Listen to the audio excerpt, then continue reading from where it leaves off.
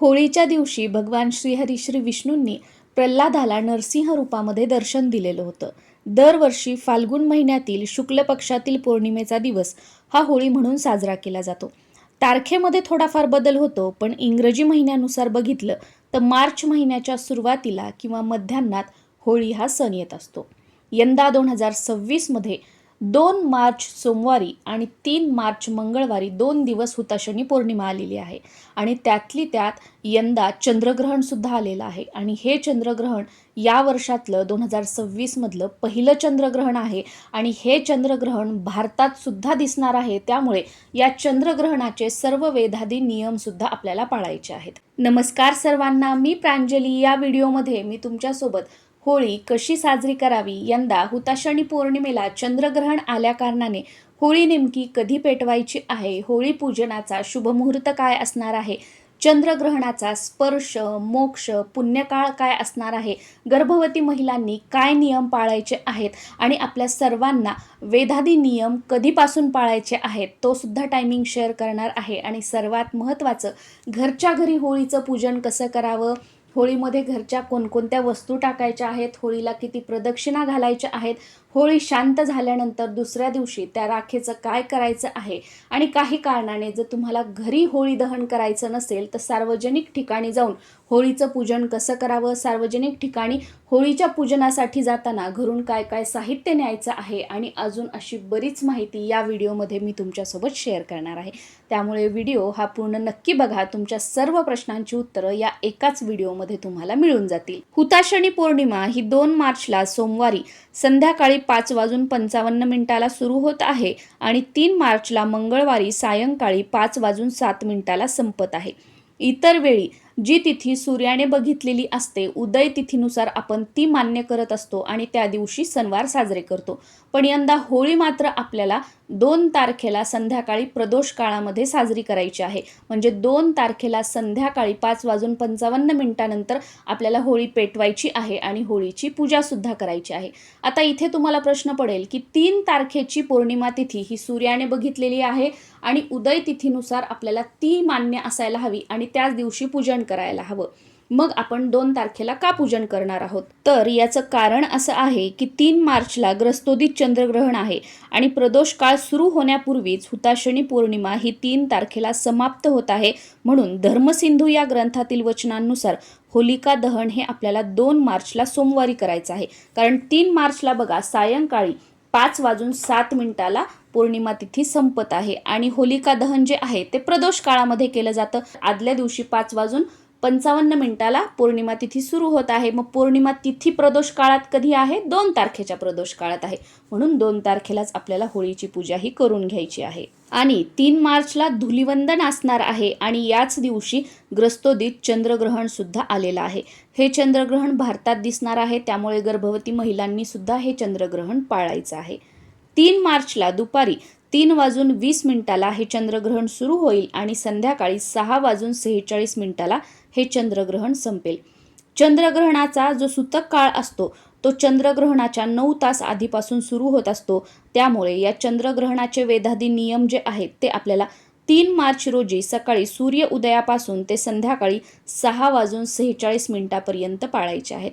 या चंद्रग्रहणाचा स्पर्श हा 3 मार्चला दुपारी 3:20 पासून आहे. ग्रहणाचा मोक्ष हा संध्याकाळी 6:46 आहे आणि या ग्रहणाचा पुण्यकाळ हा संध्याकाळी 6:20 पासून ते 6:46 पर्यंत असणार आहे.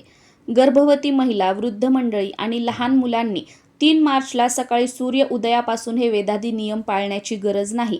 या सर्वांनी 3 मार्च रोजी सकाळी 11 ते संध्याकाळी 6:46 पर्यंत वेध पाळावेत. घरच्या घरी होळीचं पूजन करण्यासाठी होलिका दहन हे नेहमी आपल्या घराच्या बाहेर, गेटच्या बाहेर किंवा आपल्या घराच्या अंगणामध्ये होळी पेटवायची असते. होळी कधीही आपल्या घरामध्ये, बाल्कनीमध्ये किंवा तुमच्या घराच्या मागे जागा असेल तर तिथे पेटवायची नाही. होळी म्हणजे काय की चांगल्याचा वाईटावर विजय. आपल्या मागची जी ही काही इडापिडा, दुःख, दरिद्रता आहे, आपले जे सगळे ग्रहदोष आहेत ते सगळे होळीमध्ये जळून खाक व्हावेत यासाठी आपण होलिका दहन करत असतो. मग आपल्याच घरामध्ये बाल्कनीमध्ये जर आपण होळी पेटवली तर आपल्या मागचे सगळे दोष जे आहेत ते आपण आपल्याच घरामध्ये जाळायचे का? आणि याने अजून आपल्या मागचे दोष, इडापिडा वाढवून घ्यायची का? तर असं अजिबात करायचं नाही. त्यामुळे मुख्य प्रवेशद्वाराच्या बाहेरच आपल्याला नेहमी होलिका दहन करायचं आहे, होळी पेटवायची आहे. जी मंडळी फ्लॅटमध्ये राहतात त्यांचं म्हणणं असतं की आमच्या फ्लॅटच्या बाहेर आम्हाला जागा नाही आहे. तर अशी कशी जागा नाही आहे? तुमच्या फ्लॅटच्या समोर पोर्च असतो ना, तुमच्या दरवाजाच्या समोरची जी जागा आहे तिथे तुम्ही होळी प्रज्वलित करू शकता. आता होळी प्रज्वलित करणं म्हणजे खूप मोठा अग्नी, खूप मोठ्या गोवऱ्या, एवढी मोठी होळी पेटवली म्हणजेच ती होळी आहे का? तर असं अजिबात नाही आहे. घरच्या घरी होळी पेटवण्यासाठी फक्त 5, 7, 9 किंवा 11 गोवऱ्या आपण आणल्या आणि त्याने होळी पेटवली तरीसुद्धा चालू शकतं. आणि आजकाल तर बघा पूजा साहित्याच्या दुकानामध्ये छोट्या छोट्या बिस्किटाच्या आकाराच्या सुद्धा गोवऱ्या मिळतात. तर त्या आणायच्या आपण घरच्या घरी होळी पेटवण्यासाठी. घरच्या घरी होळीची पूजा करण्यासाठी ज्या जागी होळी प्रज्वलित करायची आहे ती जागा स्वच्छ करून घ्यायची. तुमच्याकडे शेण असेल तर ती जागा तुम्ही सारवून सुद्धा घेऊ शकता किंवा त्या जागेवर थोडंसं पाणी शिंपडून छोटीशी रांगोळी काढून घ्यायची किंवा तुम्हाला हवं असेल तर हळदीचं लेपनसुद्धा तुम्ही करू शकता. त्यानंतर 5, 7, 9, 11 या पटीमध्ये गोवऱ्या मांडून घ्यायच्या आहेत आणि त्याच्या मध्यभागी एरंड्याच्या झाडाची एक फांदी ठेवायची आहे. सर्वप्रथम गोवऱ्यांना हळद कुंकू अर्पण करून घ्यायचं आणि त्यानंतर थोडासा कापूर घेऊन अग्नी प्रज्वलित करायचा आहे आणि त्यानंतर पेटत्या होळीचं आपल्याला पूजन करायचं आहे. या दिवशी घरची होळी असू द्या किंवा सार्वजनिक होळी असू द्या, या दोन्हीही होलिका दहनाला, होलिका पूजनाला पूर्णावरणाचा नैवेद्य दाखवला जातो. त्यामुळे पेटत्या होळीचं पूजन करताना सर्वप्रथम हळद कुंकू अर्पण करायचं आहे. त्यानंतर फुलं, हार जी काही असतील ती अर्पण करायची आणि मग नैवेद्य दाखवून घ्यायचं आहे. नैवेद्य त्या अग्नीमध्ये, पेटत्या होळीमध्ये आपल्याला अर्पण करायचं आहे. त्यानंतर एखाद्या पेल्यामध्ये किंवा छोट्याशा तांब्यामध्ये पाणी घ्यायचं आहे आणि ते पाणी होळीभोवती टाकत टाकत आपल्याला 3, 5 किंवा 7 प्रदक्षिणा घालायच्या आहेत. घरची होळी असू द्या किंवा सार्वजनिक होळी असू द्या, दोन्ही ठिकाणी 3, 5 किंवा 7 पाणी टाकत टाकत प्रदक्षिणा मारायच्या आहेत. आता बऱ्याच ठिकाणी सुरुवातीला या प्रकारे प्रदक्षिणा मारल्या जातात आणि त्यानंतर पूजन केलं जातं आणि बऱ्याच ठिकाणी अगोदर होळिकेचं पूजन केलं जातं आणि त्यानंतर प्रदक्षिणा मारल्या जातात. तुमच्या भागात जशी पद्धत आहे त्यानुसार तुम्हाला हे पूजन करायचं आहे. घरच्या पेटत्या होळीमध्ये जास्त काही वस्तू आपल्याला टाकायच्या नाहीयेत. एकदा होळी प्रज्वलित झाली की एक छोटासा खोबऱ्याचा तुकडा घ्यायचा आणि तो होळीमध्ये टाकायचा आहे. आता हा खोबऱ्याचा तुकडा बऱ्याच ठिकाणी भाजून खाण्याची पद्धत आहे.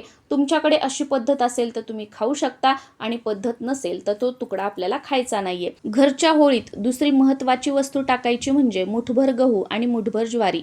हे टाकल्याने वर्षभर आपल्या घरातील धान्यात भरभराट राहते असं म्हटलं जातं. अग्नी शांत झाल्यानंतर आपल्या उजव्या हातात थोडंसं दूध घ्यायचं आणि ते त्या होळीवर टाकायचं आहे किंवा चमचाभर दूध घ्यायचं आणि ते त्या होळीवर टाकायचं आहे. आणि दुसऱ्या दिवशी ह्या होळीची जी राख आहे, भस्म जे आहे ते डस्टबिनमध्ये वगैरे टाकायचं नाही. तुमच्या घराच्या आजूबाजूला कुठे वाहतं पाणी वगैरे असेल तर त्यामध्ये टाकून द्यायचं किंवा घराच्या बाहेर जवळपास कुठे एखादं झाड वगैरे असेल तर त्या झाडाच्या बुंध्याशी ही राख आपण टाकून दिली तरीसुद्धा चालू शकतं. अशा प्रकारे साधी सोपी घरच्या घरी आपल्याला होळीची पूजा करायची आहे.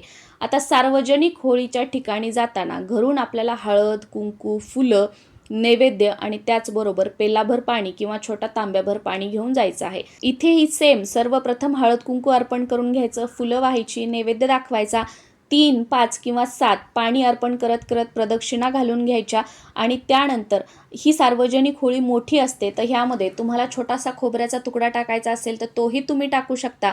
पण या सार्वजनिक होळीमध्ये आपण अख्खं नारळसुद्धा अर्पण करू शकतो. घरच्या होळीमध्ये अख्खं नारळ टाकायचं नाही आहे. सार्वजनिक होळीमध्ये आपल्याला अख्खं नारळ दहन करायचं आहे. आता सार्वजनिक होळीमध्ये वेगवेगळ्या वस्तू वेगवेगळ्या समस्येसाठी दहन केल्या जातात. त्या सर्व वस्तू कोणत्या समस्येसाठी कोणती वस्तू लागणार आहे आणि कशा प्रकारे तो उपाय करायचा आहे हे मी तुम्हाला सांगते. त्यानुसारच जी तुम्हाला समस्या आहे ती वस्तू आणा आणि तीच वस्तू सार्वजनिक होळीमध्ये दहन करण्याचा प्रयत्न करा. घरच्या होळीमध्ये यातला एकही उपाय करू नका. जे 2 उपाय करायचे आहेत घरच्या होळीमध्ये ते मी तुम्हाला अगोदरच सांगितलेले आहेत. तर सर्वप्रथम तुमच्या घरामध्ये लग्नाचे मुलं मुली असतील, त्यांचा विवाह जमत नसेल, लग्न जमण्यासाठी काही अडचणी येत असतील तर अशा वेळेला 8 हळकुंड घ्यायचे आहेत.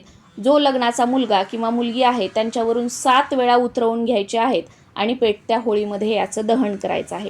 त्यानंतर सतत तुमच्या घरी कोणीतरी आजारी आहे किंवा तुम्ही स्वतः आजारी आहात आणि गोळ्या खाण्याचा कंटाळा आलेला आहे, कोणताच औषध उपचार तुम्हाला लागू होत नाहीये, तर अशा वेळेला एक छोटासा काळा कपडा घ्यायचा.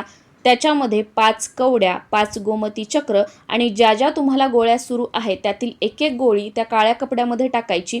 काळ्या रंगाच्या दोऱ्यानेच गाठ बांधून घ्यायची किंवा त्या कपड्याने गाठ बांधायची आणि जी व्यक्ती आहे तिच्यावरून 7 वेळा उतरवून ही पोटली आपल्याला पेटत्या होळीमध्ये टाकायची आहे. त्यानंतर आपल्या घरात धनधान्यात भरभराट राहावी यासाठी मुठभर गहू, मुठभर ज्वारी घ्यायचं आणि हे पेटत्या होळीमध्ये टाकायचं आहे. त्यानंतर तुमचा उद्योगधंदा, व्यवसाय असेल तर तो चांगला चालण्यासाठी, तुमच्या मुलांची, नवऱ्याची नोकरीमध्ये प्रगती व्हावी यासाठी आणि कर्जमुक्तीसाठी 2 खाऊची पानं म्हणजे नागवेलीची पानं घ्यायची आहेत. ती शुद्ध गाईच्या तुपात भिजवून घ्यायची आणि ही पानं सार्वजनिक ठिकाणच्या पेटत्या होळीमध्ये आपल्याला टाकायची आहेत. त्यानंतर तुमच्या घरामध्ये वास्तुदोष असेल, घरामध्ये सतत भांडणं होतात, आजारपण आहे, घरात कोणालाच कोणत्याही कामामध्ये यश मिळत नाही, घरात अशांतता आहे, तर अशा वेळेला एक पाणीदार नारळ घ्यायचा आहे. आपल्या घराचं मुख्य प्रवेशद्वार उघडं ठेवायचं, 7 वेळा उतरवून घ्यायचं ते नारळ आपल्या घरावरून आणि त्यानंतर सार्वजनिक ठिकाणच्या पेटत्या होळीमध्ये आपल्याला हे टाकायचं आहे. तर यापैकी जी कोणती तुम्हाला समस्या असेल ती वस्तू आणा आणि या प्रकारे उतारा करून सार्वजनिक होळीमध्ये त्या वस्तूचं दहन करायचं आहे. पण यातील कोणताही उपाय तुम्ही करा, तर तो उपाय करताना एक गोष्ट आवर्जून लक्षात ठेवायची आहे, ती म्हणजे की जेव्हा तुम्ही पूर्णपणे सार्वजनिक ठिकाणच्या होळीच्या ठिकाणी जाण्यासाठी तयार झालेले आहात तेव्हाच उतारा करून घ्यायचा. एकदा त्या वस्तूचा उतारा केला की ती वस्तू घेऊन घरामध्ये थांबायचं नाही, कोणाशीही बोलायचं नाहीये. घरातून एकदा उतारा केला की आपण सार्वजनिक होळीच्या ठिकाणी जायला निघालो की घरापासून तिथे जाईपर्यंत जाताना मागे वळून बघायचं नाही, कोणाशीही बोलायचं नाही किंवा रस्त्यामध्ये कुठे थांबायचं नाही, कोणाच्या घरी जायचं नाही. एकदा उतारा केला की घरातून डायरेक्ट होळीच्या ठिकाणी जायचं, होळीमध्ये त्या वस्तूचं दहन करायचं आणि तिथून डायरेक्ट आपल्या घरी यायचं आहे. येताना सुद्धा मागे वळून बघायचं नाही, कोणाशी बोलायचं नाही, कोणाच्या घरी जायचं नाही. आणि जेव्हा आपण घरातून ही वस्तू घेऊन निघणार आहोत त्याच्या अगोदरच आपल्या घराच्या मुख्य प्रवेशद्वाराच्या बाहेर थोडंसं जगामध्ये पाणी ठेवायचं. त्या वस्तूचं दहन करून आल्यानंतर मुख्य प्रवेशद्वाराच्या बाहेर आपल्या पायावर थोडंसं पाणी घ्यायचं. त्यानंतर घरात यायचं, परत बाथरूममध्ये स्वच्छ हातपाय धुवायचे आणि त्यानंतर मग आपण घरात सर्वांशी बोलायचं वगैरे आणि नॉर्मल जे आपलं रुटीन आहे ते चालू ठेवायचं. घरची होळी असू द्या किंवा सार्वजनिक ठिकाणची, त्यामध्ये कधीही टायर जाळायचं नाहीये, झाडं तोडून झाडांची लाकडं होळी पेटवायची म्हणून त्यामध्ये वापरायची नाही आहेत किंवा बऱ्याच ठिकाणी होळीला साडी नेसवण्याची पद्धत आहे, तर ही साडी आपण नेसलेली होळीला कधीही नेसवायची नाही आहे. भले तुम्ही हलकी आणा, पण नवीन साडी जर तुम्हाला होळीला नेसवायची असेल तर त्यासाठी आणायची आहे.